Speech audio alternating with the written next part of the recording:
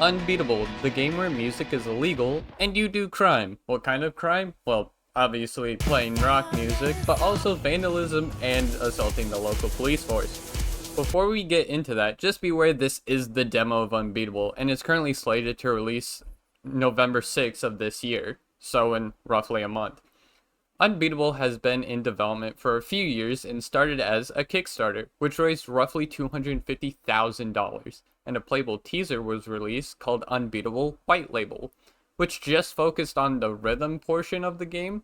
The demo, which was released a few months back, focuses on the rhythm and some more of the story. You'll have about an hour of story content if you played a standard pacing, but there's still a bit more to find in the free roaming sections. Not too much so for obvious reasons. I won't get into the story portion since you can experience it for free from the demo. I highly recommend you do. So I'll be skipping the story portion and going straight into more what I found during my playtime in the game. And one of my major selling points and why I enjoy this game so much is the characters. While we don't learn a lot from the demo in our short perspective, it's important to note that what we do get conversation-wise shows a lot of humanity to them. Our first set of characters we actually meet in the demo are actually on the antagonist side, a pair of siblings named Opaco and Paco who work for HARM, which stands for Harmony and Residence Management. Quickly, to the dipshit in PR who thought HARM was a good idea to call a police force, probably should be harmed. Anyways, these two siblings are actually information gatherers for HARM, and they show they're quickly fucking good at it, having entire dossiers in under 24 hours on our main band, and quickly finding them after they crash a train and immediately toying with them. Though they quickly show that they are far from a stunt performance with their theatrics, they kind of remind me of Team Rocket. Except one's a twink, the other is a fashionista, and all they're missing is an animal companion. Surely there isn't one stranded on the beach they could borrow. I feel like a dog. Sorry about that, that dog is really cute. Back to the twins. Even though they remind me of Team Rocket, unlike Team Rocket with their theatrics, these twins are not here to give a show.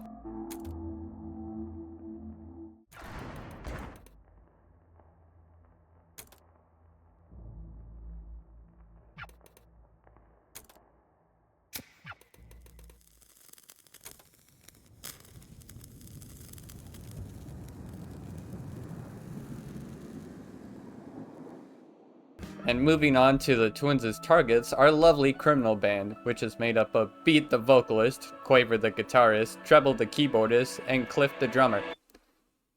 Fun fact, notice how they're all named after different types of notes. Anyways, as of now, we barely know anything about Treble or Cliff, outside of their personalities, roughly, and the fact that they are twins. Treble is more reserved, but won't hold back if you get on his case. And Cliff is not really as outgoing as her brother, but more with a stick up her ass and moody a lot of the time. Our interactions with them over the course of the demo is actually very scarce. The main characters we see the most are Beat, since we obviously play her, and Quaver as they try and figure out things after everything that just happened in the last 24 hours. And where to continue after apparently escaping prison, crashing an entire subway station into the ocean, nearly dying in said crash, and now living out of a shit shack on the side of the shoreline. At least we got a bitching view though. It's really nice. After settling down in this shack, our band goes to explore the nearby town the next day, and we see more of Quaver's and Beat's character dynamic / bond. After running into the siblings and dealing with some drama, you see throughout your time playing this story that Beat is trying to be more of an older sister to Quaver. Quaver being literally the only child in this band. She's putting up with stuff internally more than probably the rest. With absent or dead parents at the age of 12, that can really fuck up a child. We can see Beat try to take up this mantle of sisterhood so that Quaver isn't entirely alone in the world that seems to be against her. One of the many things Beat tries to do for Quaver is actually replicate old photos of her parents, more specifically her mother. The only example we really see over the course of the demo is this bookstore. This bookstore used to be something her mother and father frequented quite often, and I believe actually where they met, to the point that they became regulars, and by retaking this photo with Quaver, Beat is giving her something to cherish, both for the memories of her parents, where they've been, while also making new ones that she can have and hold on to and cherish with Beat, Treble, and Cliff. One of the many reasons why I believe Beat is trying to do this is because at one point in the story you see her have an internal monologue after getting her shit kicked in. She remembers an old conversation that she had with her presumably older sister.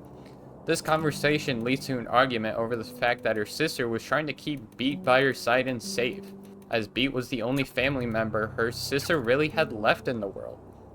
This leads to Beat trying to be the sister she wished she had, but due to Beat's stoic and closed off approach, while also just being a punk ass to everything, she more often than not fails to be a proper supportive person that Quaver needs in life.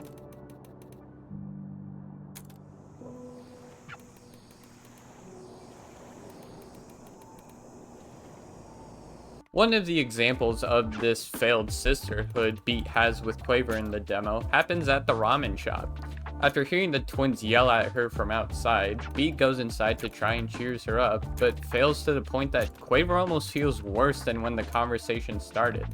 And during this dumpster fire of a conversation, a run-in occurs with the twins we talked about from earlier, which leads to Quaver running off to God knows where after getting so overwhelmed with her problems dogpiling onto her. When Beat goes to try and find where Quaver runs off to, she has to try and cheer herself up, knowing that deep down inside she failed as a sister again. And doing so leads to my next point. In Beat's attempt to cheer herself up, she interacts with the environment around her, like making fun of random store signs like fungal footwear. This is but one of many interactions you can have with the environment around you.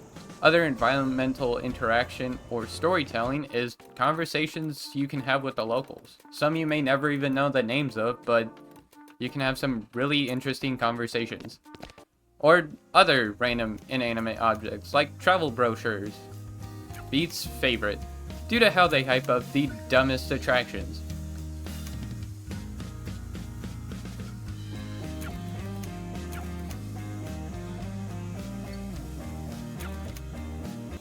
Beat can also have random sparks of inspiration from the natural rhythm in the environment around her, creating a very interesting moment inside the game where you can see how Beat creates the music from just how the world interacts with itself. While this seems like mindless wandering and awesome discoveries, it can spark a lot of character development from Beat herself and her interactions with other characters that can tag along with her.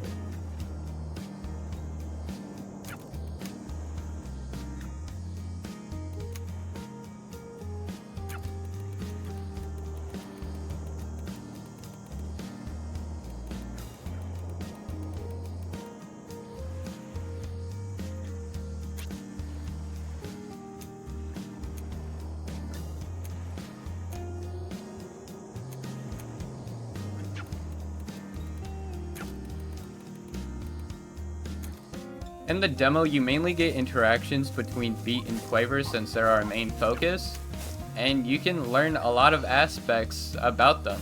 Like, for example, here we have a yield sign in the middle of a parking lot out in a field. This sparks a conversation from Beat, questioning why there's a random yield sign in the parking lot out in the field.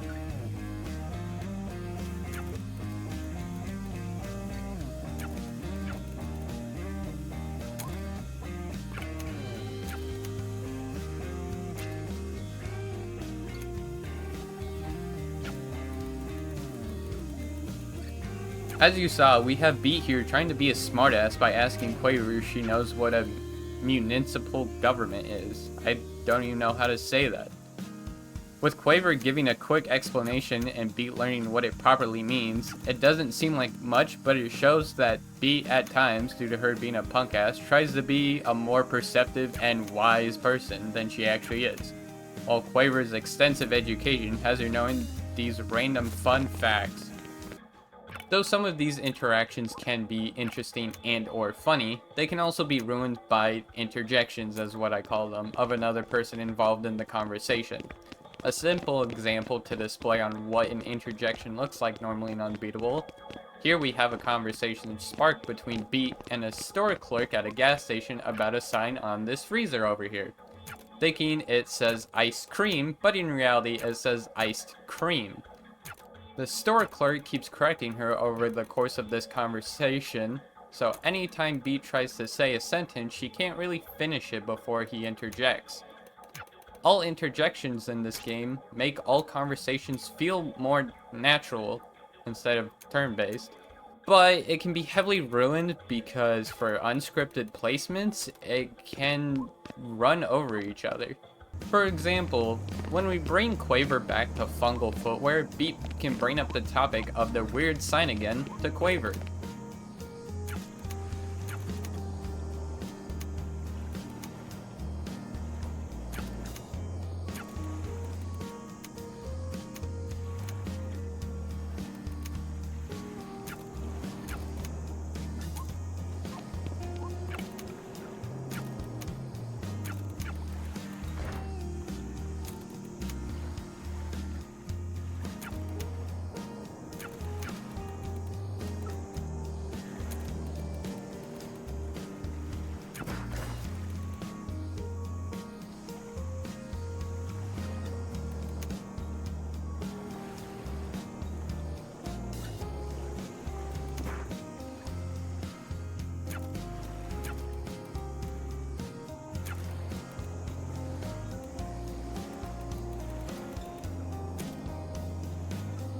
We have two interjections, but due to the placement of our characters, it can feel off. So if the character says something funny and or important, it could also possibly be ran over and not seen by the player. And so we just lost a piece of knowledge or a laugh. So having the speech bubbles collide with each other so we can still see what they say would make sure the player doesn't lose track of the conversation but still enjoy it to its full merits. But I'll leave that for now. As stated earlier, Beat can have sparks of inspiration from a random plethora of noises happening at once. This can be caused by natural or artificial pieces of the environment around her. There are only two examples provided in this demo, one being an okay one, and while the other, in my opinion, being one of the best examples. In this clip I'm about to play, you can see her witness a natural rhythm caused by the local electricity and the sounds of the ocean and seagulls from Mother Nature, creating a baseline rhythm.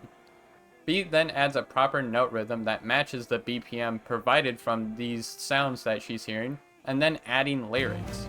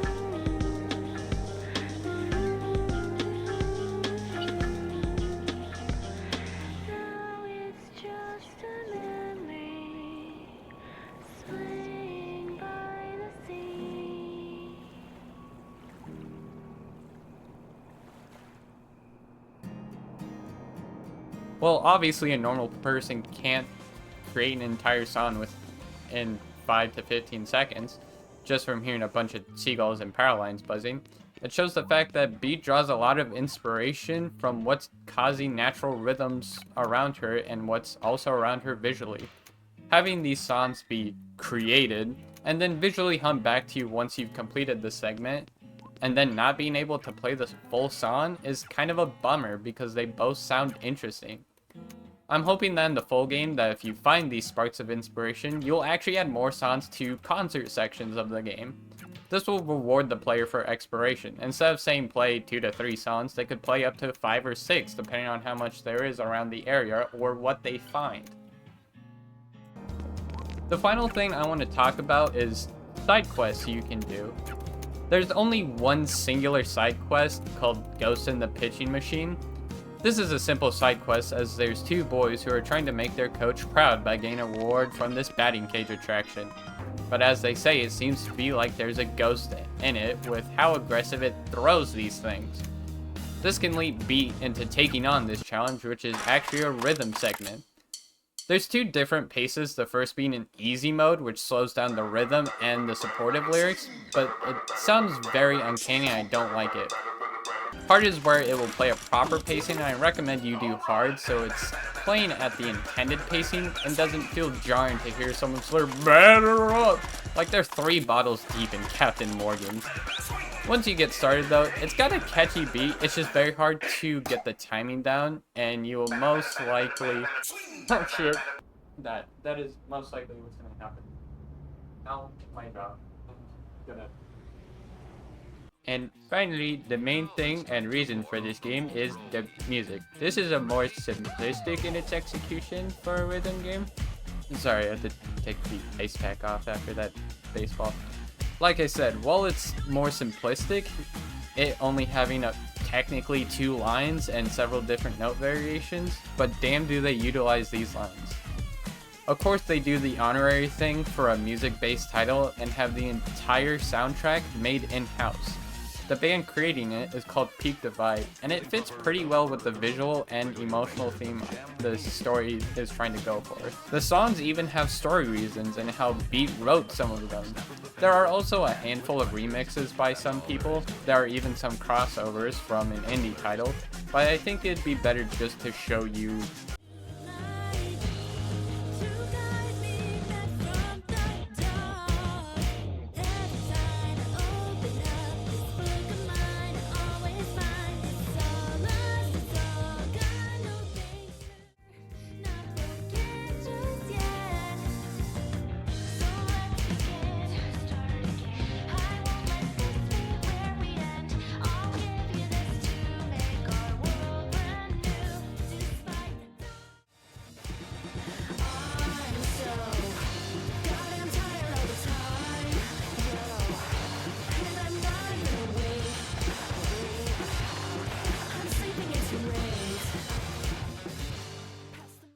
The rhythm part fits a really good baseline for an easy to learn, hard to master approach. But I want to bring up again the fact that songs have reasons for being in the game. For a quick example, Empty Diary exists because Beat can't write a diary. What I mean by this is that anytime she has tried to fill out a diary, she stops about 1/3 of the way through the book because at some point, the book will end, and she's afraid of things ending and disappearing. This leads to her writing diary entries on random loose leaf pieces of paper. While this doesn't speak much, it infers a lot about Beat as a character. She's just scared of being alone again. She's scared of things ending for reasons to be here, to continue going, and if everything ends, what's her reason to push forward?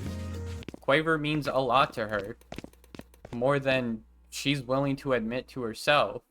If Quaver disappears, then who does she have to be someone to? Who does she have to be important to? She'll just feel useless once more. But for now, I'll leave that there. Thank you for giving me 20 minutes of your time. This is a big ask for this being my first major video project. I mean, I've made several mistakes over the course of these 20 minutes, and some parts were very lackluster in my opinion, but just this is a major stepping stone for me, and I hope to improve over the course of time. I still highly recommend Unbeatable as a game. I'll leave the Steam store page in the description below. It should also be on the Xbox and PlayStation stores if you're interested but don't have a PC. Like I said, this game releases November 6th, so I highly recommend you keep your eyes on it. But until then, have a good day or night.